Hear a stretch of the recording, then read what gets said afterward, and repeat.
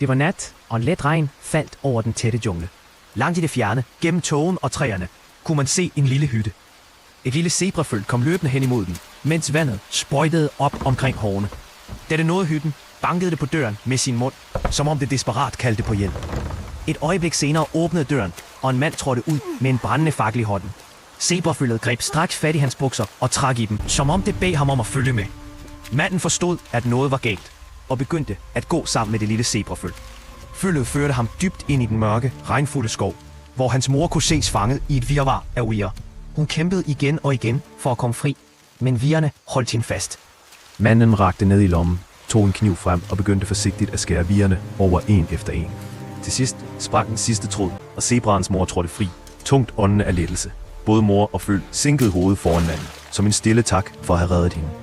Det lille zebraføl var overlykkeligt, og håber, at du vil like og abonnere på videoen bare for hans skyld.